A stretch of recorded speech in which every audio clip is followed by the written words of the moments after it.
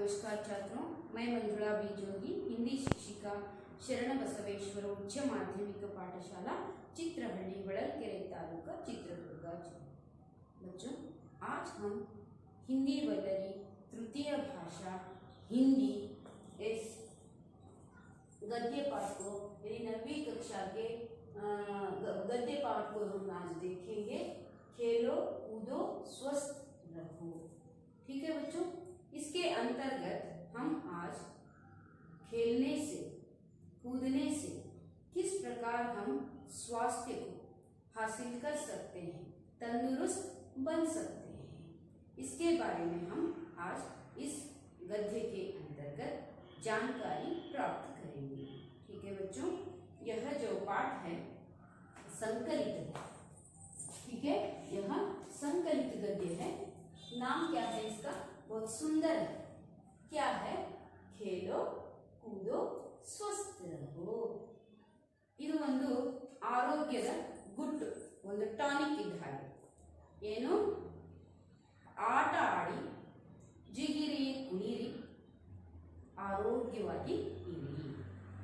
ಈ ಮಾತು ಕೇಳಿದ ತಕ್ಷಣ ನಿಮ್ಗೆ ಏನನ್ಸುತ್ತೆ ಹೇಳಿ? सुनते ही बाहर जाना है, खेलना है, कूदना है, ऐसा लगता है ना? हम शाला यानी पाठशाला में भी क्या करते हैं, आप लोगों को सिर्फ पढ़ाते रह जाते हैं तो क्या हो जाता है, आप लोगों को आपका जो माइंड होता है वो विश्रांति यानी विराम मांगता है। तब हम क्या करते हैं, 2 या 3 क्लास यानी कक्षा होने के बाद हम क्या करते हैं, अवधि के बाद आप लोगों को खेलने के लिए और विराम के लिए छोड़ देते हैं। क्यों? आपको मालूम है उसके बारे में? सिर्फ खेलना है इसलिए या खुशी मिलती है इसीलिए?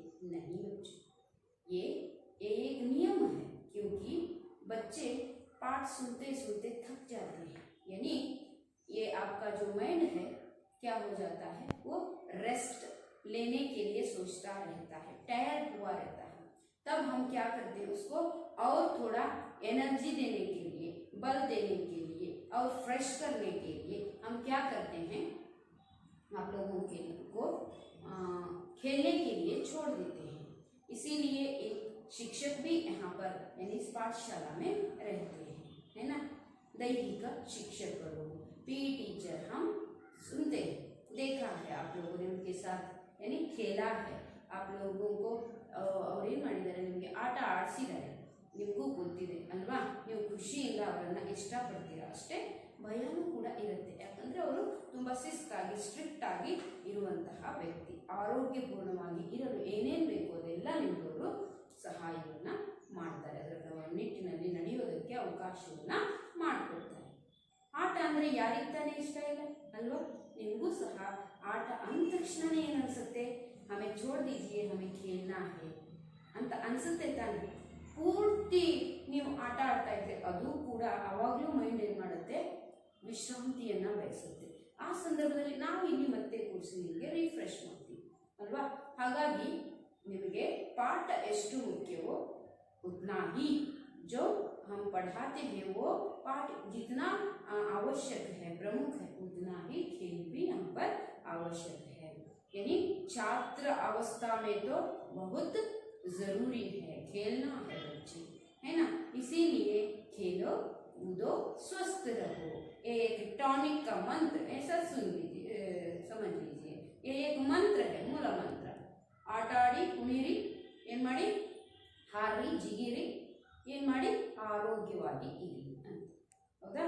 ಹಾಗಾದ್ರೆ इस पाठ के अंतर्गत किस प्रकार हम खेलने से कूदने से स्वस्थ यानी तंदुरुस्त बन सकते हैं, हमारी सेहत को अच्छा रख सकते हैं, उसे हम आज इस पाठ में देखते जाएंगे। ठीक है बच्चों, तो शुरू करेंगे हम इस पाठ का आशय के साथ, यानी पाठ के आशय के साथ हम जाएंगे।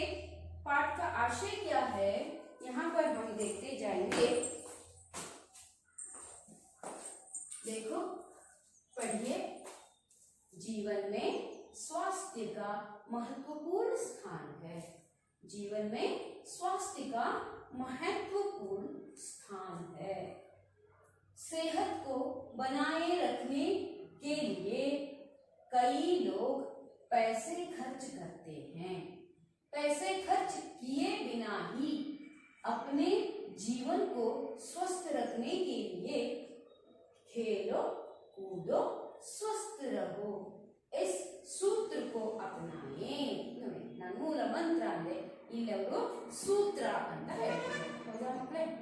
ಏನಪ್ಪಾ ಅಂತ ಹೇಳಿದ್ರೆ ಜೀವನದಲ್ಲಿ ಏನು ಆರೋಗ್ಯಕ್ಕೆ ಮಹತ್ವಪೂರ್ಣವಾದ ಸ್ಥಾನ ಇದೆ ಅಂತ ನಾವು ಕೇಳ್ತೇವೆ. ಹೌದು ಅಲ್ವೋ?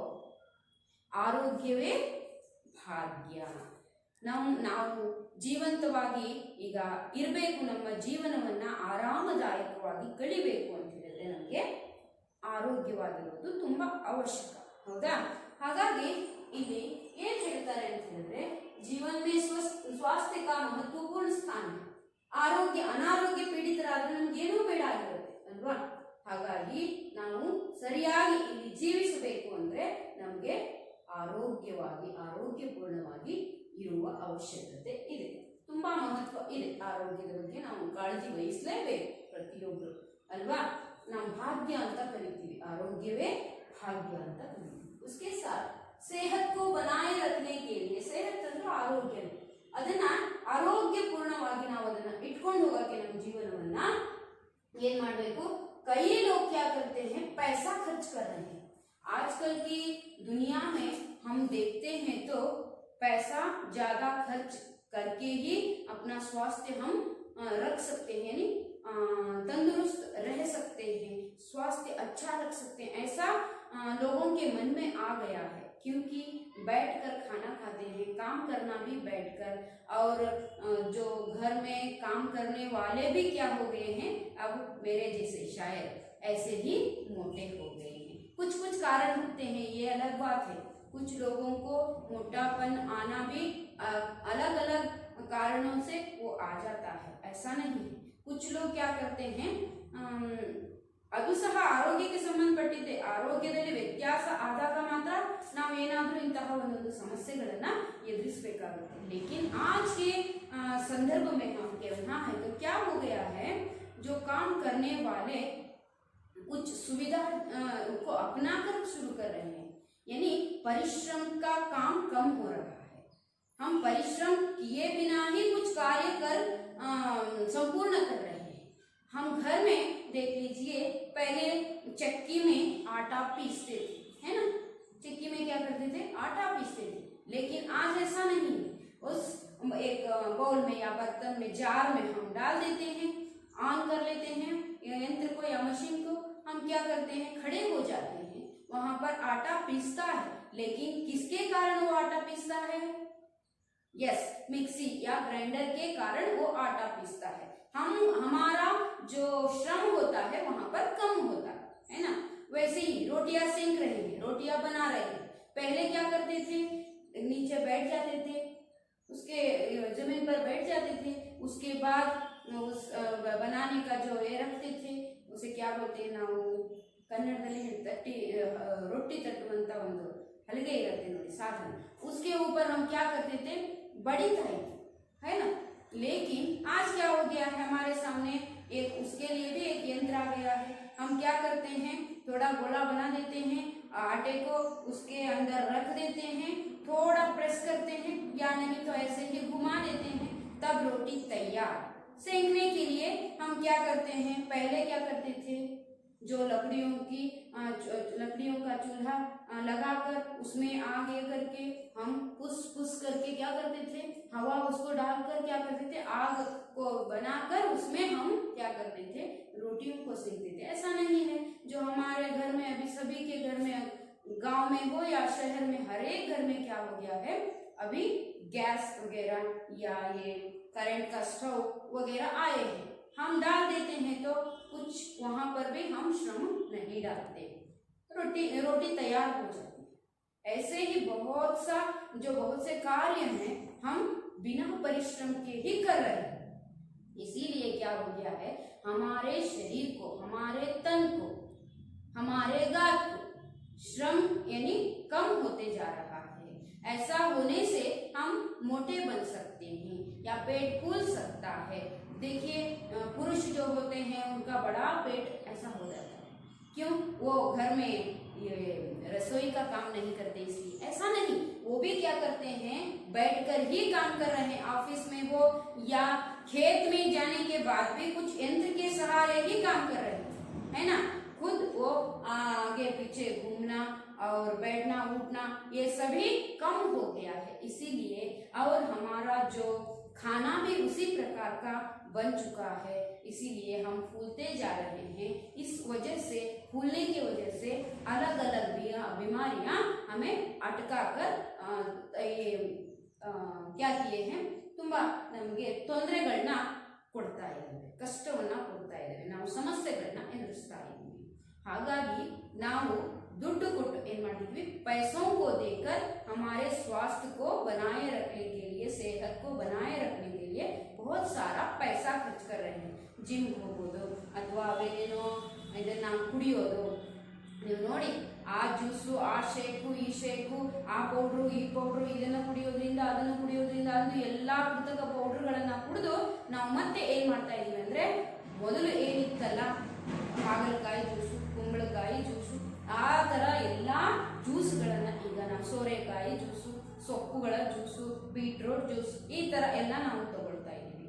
ಆದ್ರೆ ಇನ್ನೊಂದೇನಪ್ಪಾ ಅಂದ್ರೆ ಅತಿಯಾಗಿ ರೈಸ್ ಅನ್ನ ಊಟ ಮಾಡೋದು, अन्न सेवनेಯಿಂದಲೂ सह ನಾವು हमें मोटापा आ जाता है, उसके वजह से अलग अलग बीमारियां आ जाती है, ಹೌದಾ। ಹೀಗಾಗಿ ನಾವೇನ್ ಮಾಡ್ತಾ ಇದೀವಿ, ದುಡ್ಡು ಖರ್ಚು ಮಾಡಿ ಆರೋಗ್ಯವಾಗಿರಲು ಪ್ರಯತ್ನ ಮಾಡ್ತಿದೀವಿ। ऐसा बिल्कुल नहीं करना है। हमारे स्वास्थ्य को ऐसे ही दृढ़ यानी सदृढ़ बनाने के लिए हम क्या करना है, खेलना है, कूदना है, इसके साथ इस सूत्र के अंतर्गत स्वस्थ रहना है। आरामागी ನಾವು वाक ಮಾಡ್ತೀವಿ ಅಂತ ಹೋಗ್ತೀವಿ, लेकिन कितना कैसे वॉक करते हैं उसमें भी अलग अलग तरीके होते हैं। वॉक करना मीन्स ऐसे ही बातें करते, घर घर की कहानियां बताते चले जाना वॉक नहीं है। वो ब्रिस्क वॉक यानी अपने हाथों को हिलाकर किस प्रकार हम कितने घंटे वॉक करना है, वो सभी घूमना है, ये सभी के इसमें वो हमारा जो स्वास्थ्य रखने का एक सूत्र रहता है। ऐसा नहीं करते, बल्कि हम घूमने के लिए चले जाते हैं, मैं रोज वॉक करती हूँ फिर भी मैं मोटी हो रही हूँ, ये नहीं। ठीक है, क्या करना है, हम किस प्रकार योगा हो या ध्यान जो करना हो, जो भी हो, हमें एक आधार पर ही करना होता है। और आराम से हम कूदने से, खेलने से स्वस्थ बन सकते हैं। हम लोग अभी जाकर कूदना खेलना आपने जैसे करने के लिए अभी इस आयु में नहीं होता, लेकिन जो आप छात्र हैं अभी आराम से खेल सकते हैं, कूद सकते हैं, उसके वजह से हमारा मन तन भी स्वस्थ रहता है। इसीलिए हम ऐसे ही बैठकर, कुछ बच्चे क्या करते हैं अंदर ही बैठ जाते हैं खेलने के लिए, क्योंकि आलसी बनकर उनके मन में क्या भाव आ जाता है पता नहीं, ತನ್ನನ್ನ ತಾನು ಸೋಮಾರಿ ಅಂತ ಅನ್ಕೊಂಡು ಕೂತ್ಕೊಂಡು ಬಿಡ್ತಾರೆ ತರಗತಿಯಲ್ಲಿ। ಹಾಗೆ ಮಾಡಬಾರ್ದು। हमें जब खेलने के लिए मौका दे देते हैं, छोड़ देते हैं, उस समय ತುಂಬಾ ನೀಟಾಗಿ ಚೆನ್ನಾಗಿ ನಮ್ಮ ದೇಹವನ್ನ ದಂಡಿಸಿ ನಾವು ಆಟಗಳನ್ನ ಆಡ್ತಾ ಇದ್ರೆ ನಾವು ಸದೃಢವಾಗ್ತೀವಿ ಹಾಗೂ ಸ್ವಸ್ಥ ಆರೋಗ್ಯಪೂರ್ಣ ದೇಹವನ್ನ ಪಡ್ಕೊಳ್ಳೋದಕ್ಕೆ, ಆರೋಗ್ಯಪೂರ್ಣ ಮನಸ್ಸನ್ನ ಪಡ್ಕೊಳ್ಳೋದಕ್ಕೆ ಸಾಧ್ಯ। हम कहते हैं ಏನು, ಆರೋಗ್ಯಪೂರ್ಣವಾದ ದೇಹದಲ್ಲಿ ಮಾತ್ರ ಆರೋಗ್ಯಪೂರ್ಣವಾದ ಮನಸ್ಸಿರೋದಕ್ಕೆ ಸಾಧ್ಯ ಅಂತ, ಅದು ಒಂದಕ್ಕೊಂದು ಒಂಥರ ಲಿಂಕ್ ಇದ್ದ ಹಾಗೆ ಮಕ್ಕಳೇ, ಈ ಪಾಠ ನಿಮಗೆ ಈ ಒಂದು ಸೂತ್ರವನ್ನ ನಿಮ್ಮದಾಗಿಸಿಕೊಂಡು ನೀವು ಸಹ ಆರೋಗ್ಯಪೂರ್ಣರಾಗಿ ಇರಬೇಕಾಗುತ್ತೆ। ಹಾಗಾದ್ರೆ ನೋಡ್ತಾ ಹೋಗೋಣ।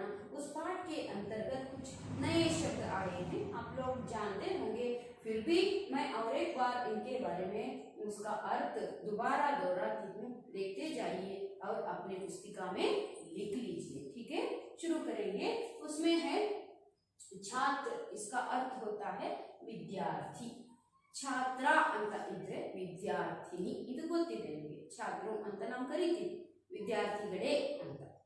लेकिन छात्र का अर्थ होता है विद्यार्थी, छात्रा का अर्थ होता है विद्यार्थिनी। छात्रों का ಅಂತ ನಾವು ಕರೆದಾಗ ವಿದ್ಯಾರ್ಥಿಗಳೇ ಅಂತ ನಾವು ಕರಿತೀವಿ। जरूरी एक शब्द है आवश्यक, ಅಂದ್ರೆ जरूरी ಅಂದ್ರೆ आवश्यक ಅಂತ। शीतल, शीतल का अर्थ होता है क्या है, नाम सुना है लेकिन उसका अर्थ कुछ बच्चों को पता नहीं है। शीतल का अर्थ होता है ठंडा, ठीक है, शीतल का अर्थ ठंडा होता है ಅಂದ್ರೆ ತಂಪಾದ। ಶೀತಲಂ ಮಲಯಜ ಶೀತಲಂ ನಾವು ಕೇಳ್ತಿರ್ತಾನೆ ಒಂದೇ ಮಾತರಂ ಸುಜಲಾಂ ಸುಫಲಾಂ ಮಲಯಜ ಶೀತಲಾಂ ಸಸ್ಯ ಶ್ಯಾಮಲಾಂ ಮಾತರಂ ಅಂತ ನಾವು ಕೇಳ್ತೀವಿ। ಎಷ್ಟು ತಣ್ಣನೆಯ ಮಲಯ ಪ್ರದೇಶ ಅಂತ ನಾವು ನಮ್ಮ ಭಾರತದ ಬಗ್ಗೆ ಎತ್ತಿ ಹಿಡಿಯುವ ಸಂದರ್ಭದಲ್ಲಿ ಆ ಬಗ್ಗೆ ಹಾಡ್ತೀವಿ। शीतल का अर्थ होता है ठंडा, ತಂಪನೆ ಅಂತ। समीर का अर्थ होता है, नाम सुना है, समीर ಅಂದ್ರೆ हवा, गाड़ी, एयर, होता है क्या। नेक्स्ट हम देखेंगे विकास। विकास का अर्थ होता है प्रगति। ಆಮೇಲೆ ಮತ್ತೊಂದು ಶಬ್ದ ಇದೆ ತಲಾಶ್, ತಲಾಶಿ लेना, ತಲಾಶ್ ಮಾಡೋದು ನೋಡೋಣ ಅಂತಾರೆ। ಏನ್ ಹೇಳಿ, ढूंढ, ಹುಡುಕು ಅಂತ अर्थ। आमेले चोट एक शब्द है, चोट का अर्थ होता है घाव, गाया अंत। उसके बाद हिस्सा, हिस्सा का अर्थ होता है भाग, भागा, ಒಂದು ತುಣುಕು ಈ ತರ ನಾವು ತಗೊಳ್ತೀವಿ। स्वास्थ्य का अर्थ होता है तंदुरुस्ती, आरोग्य अंत। उसके बाद कसरत एक शब्द, कसरत करना, कसरत का अर्थ होता है व्यायाम, अर्थ है क्या। उसके बाद सहयोग ಅಂತ ಒಂದು ಶಬ್ದ ಇದೆ, सहयोग का अर्थ होता है सहकार अथवा सहकार। उसके बाद चिंता, ಚಿಂತೆ ನಿಮ್ಗೆ ಗೊತ್ತಿದೆ, ಯಾಕೆ ಚಿಂತೆ ಮಾಡ್ತೀಯ ಅಂತ ಹೇಳ್ತೀವಿ, क्यों चिंता करते हो ಅಂತ ನಾವು ಹಿಂದಿಯಲ್ಲಿ ಹೇಳ್ತೀವಿ ಅಷ್ಟೇ। चिंता का अर्थ परेशान, ಕಷ್ಟ, ಏನು ತೊಂದರೆ ಆಗ್ತದೆ, ಏನೋ ಸಮಸ್ಯೆ ಇದೆ ಅನ್ನೋ ತರ ನಾವು ಚಿಂತೆ ಮಾಡೋದು, ಯೋಚಿಸೋದು। खाली, खाली का अर्थ होता है रिक्त, ये भी शब्द सुना है, ये भी सुना है। खाली कन्नड़ में भी उपयोग करते हैं। रिक्त शब्द हम अभ्यास कार्य के संदर्भ में रिक्त स्थानों को भर्ती कीजिए ಅಂತ ಕೊಡ್ತಾರೆ, ಬಿಟ್ಟ ಸ್ಥಳ ಅಂತ, ಖಾಲಿ ಇರುವ ಜಾಗವನ್ನ ಅಂತ ಅರ್ಥ। रिक्त ಅಂದ್ರೆ ಖಾಲಿ। आरक्षण एक शब्द है, आरक्षण का अर्थ होता है रिजर्वेशन, ಕಾಯ್ದಿರಿಸುವಿಕೆ, ಹೌದಾ। ಹಾಗಾಗಿ ಆರಕ್ಷಣ ಅರ್ಥ ಏನು, ರಿಸರ್ವೇಶನ್ ಅಂತ, ಕಾಯ್ದಿರಿಸುವುದು, ವೇಟಿಂಗ್ ಅಲ್ಲಿ ಇದು ಮಾಡೋದು ಅಂತ। ಹೃಷ್ಟ ಪುಷ್ಟ एक ಶಬ್ದ ಇದೆ, ಗಟ್ಟಿ ಮುಟ್ಟಾದ ಅಂದ್ರೆ ಸದೃಢ ದೇಹ ಅಂತ, ಹಟ್ಟ ಕಟ್ಟ, ದಡದಪ್ಪಾಗಿ ಅಂತ ಏನೇನೋ ಮಾತು ನಾವು ಹಳ್ಳಿಗಳಲ್ಲಿ ಬಳಸ್ತೀವಿ। ಹೃಷ್ಟಪುಷ್ಟ ಅಂದ್ರೆ ಆರೋಗ್ಯಪೂರ್ಣವಾಗಿ, ದೈಹಿಕವಾಗಿ ಸದೃಢವಾಗಿ ಇರುವಂತವನು, ಬಲವಂತವಾಗಿ, ಬಲವಂತನಾಗಿ, ಬಲವಂತವಾಗಿ ಅಲ್ಲ ಬಲವಂತನಾಗಿ ಇರುವಂತವನು ಅನ್ನೋದನ್ನ ಈ ಅರ್ಥಕ್ಕೆ ಕೊಡುತ್ತೇನೆ। ಹಾಗಾದ್ರೆ ನಾವು ಆಶಯವನ್ನ ನೋಡಿದ್ವಿ। और इसमें हम देखिए पैसों को खर्च किए बिना ही अपने जीवन को स्वस्थ रखने के लिए ये मूल मंत्र अपनाना होगा। ಅಂದ್ರೆ ದುಡ್ಡನ್ನ ಖರ್ಚು ಮಾಡದೇನೆ ನಾವು ಏನ್ ಮಾಡಬಹುದು, ನಮ್ಮ ಆರೋಗ್ಯವನ್ನ ಆಟಗಳ ಮೂಲಕ ಆರೋಗ್ಯಪೂರ್ಣವಾಗಿ ಇರಬಹುದು। ಅದಕ್ಕಾಗಿ ಈ ಸೂತ್ರವನ್ನ ನಾವು ಬಳಸಬೇಕಾಗತ್ತೆ ಅಂತ ನೋಡಿ। ಹಾಗಾದ್ರೆ हम अभी क्या करेंगे, इस पाठ के अंतर्गत जो भी विषय आया है उसके बारे में मैं आप लोगों को समझाते चलती हूँ। ठीक है बच्चों, हमने आशय को देखा, शब्दार्थ देखा, इस पाठ के मर्म को, यानी क्यों ये इस प्रकार लिखा गया है, शीर्षक दिया गया है, उसके बारे में ನಾವು ಈಗ ತಲೆಬರಹದ ಬಗ್ಗೆನೂ ತಿಳ್ಕೊಂಡಿದ್ದೀವಿ। ಈಗ ಆಟ ಆಡೋದ್ರಿಂದ ಹೇಗೆ ಆರೋಗ್ಯಪೂರ್ಣವಾಗಿ ನಾವು ಇರಬಹುದು ಅನ್ನೋದನ್ನ ಪ್ರಾರಂಭಿಸೋಣ। ठीक है, खेलों की दुनिया में सदा आनंद और उल्लास का वातावरण रहता है। ಚೆನ್ನಾಗಿದೆ ನೋಡಿ, ಫಸ್ಟ್ ಲೈನ್ ಖುಷಿ ಕೊಡುತ್ತೆ। ಖೇಲ್ ಅಂದ ತಕ್ಷಣನೇ ನಮ್ಗೆ ಉಲ್ಲಾಸ ಬರುತ್ತೆ, ಆನಂದ ಬರುತ್ತೆ, ಸಂತೋಷ ಬರುತ್ತೆ, ಹೌದಾ। ಆಟ, ಹಾ ಮಿಸ್ ಆಟ ಅಂತ ಹೇಳ್ತೀವಿ, ಪಾಠ ಅಂತ ಹಾ ಮಿಸ್ ಪಾಠ ಅಂತೀವಿ ಅಲ್ವಾ। ಹಾಗಿದ್ರೆ ಆಟ ಅನ್ನೋದು ನಮ್ಗೆ ಎಷ್ಟು ಖುಷಿಯನ್ನ ಕೊಡುತ್ತೆ ಅನ್ನೋದಕ್ಕೆ ಈ ಒಂದು ವಾಕ್ಯದಲ್ಲಿ ನಾವು ನೋಡಬಹುದು। खेलों की दुनिया में सदा आनंद और उल्लास का वातावरण रहता है। दुनिया का अर्थ होता है जगत।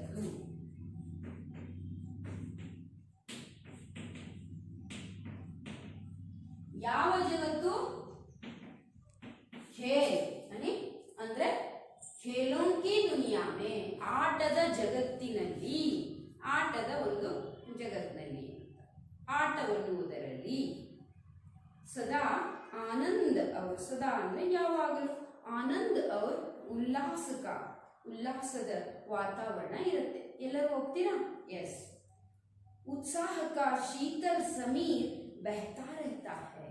देखिए, उत्साह का, ಖುಷಿಯ, ಉಮಂಗ್ ಕೆ ಸಾಥ್, ಉಲ್ಲಾಸದಿಂದ, ಖುಷಿಯಿಂದ, ಉತ್ಸಾಹದಿಂದ, ಉತ್ಸಾಹದ ತಣ್ಣನೆಯ ಗಾಳಿ ನಮ್ಮಲ್ಲಿ ಹರಿದಾಡುತ್ತೆ. ಆಟ ಅಂದ ತಕ್ಷಣನೇ ಮೈಮನ ಪುಳಕಿತಗೊಳ್ಳುತ್ತೆ, ಆಡಬೇಕು ಅಂತ ಅನ್ಸುತ್ತೆ.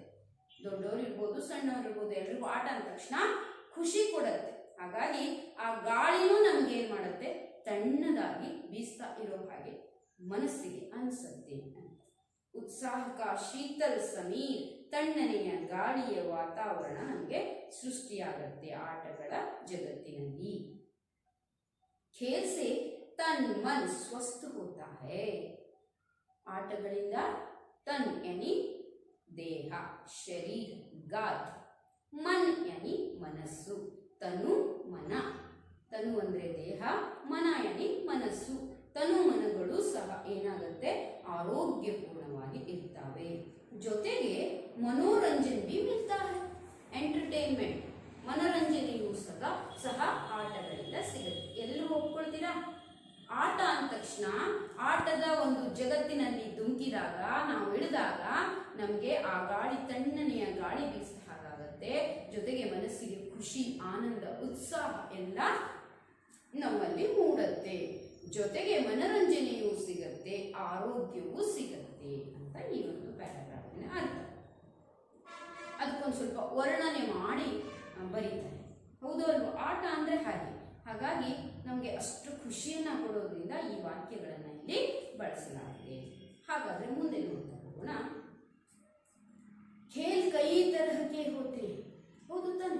ಆಟ ಅಂದ್ರೆ ಖುಷಿ, ಆದ್ರೆ ಆಟಗಳಲ್ಲಿ ಕೈ ತರಹಕ್ಕೆ, ಬಹಳಷ್ಟು ತರಹದ ಆಟಗಳು ಇರ್ತವೆ. ಸಾಧಾರಣತೆಯ उनके दो भेद किए जाते हैं, शारीरिक खेल और मानसिक खेल. जिन खेलों में शारीरिक श्रम अधिक करना पड़ता है उन्हें शारीरिक खेल कहा जाता है. उदाहरण के लिए कबड्डी, हॉकी, गुल्ली डंडा, क्रिकेट, कुश्ती, फुटबॉल, बैडमिंटन, तैरना, दौड़ना आदि. इसके विपरीत जिन खेलों में मानसिक श्रम अधिक होता है उन्हें मानसिक खेल कहते हैं. उदाहरण के लिए शतरंज, कैरम, पासा, बकरी बाग खेल आदि. ಈಗ ನಿಮಗೆ ಸ್ವಲ್ಪ ಅಷ್ಟೇ ಅರ್ಥ ಆಯ್ತು. ಆಟಗಳಲ್ಲಿ ವಿವಿಧ ಪ್ರಕಾರಗಳನ್ನು ನಾವು ನೋಡ್ತೀವಿ. ಅವುಗಳಲ್ಲಿ ಎರಡು ವಿಭಾಗವನ್ನ ಮಾಡಿದಾಗ, ಒಂದು ಶಾರೀರಿಕ ಖೇಲ್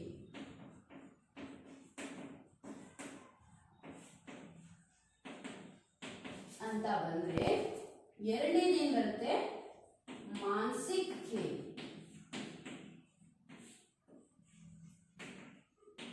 ಹಾಗಾದ್ರೆ ಶಾರೀರಿಕ ಖೇಲ್ ಅಂತ ಹೇಳಿದ್ರೆ ಏನಪ್ಪಾ?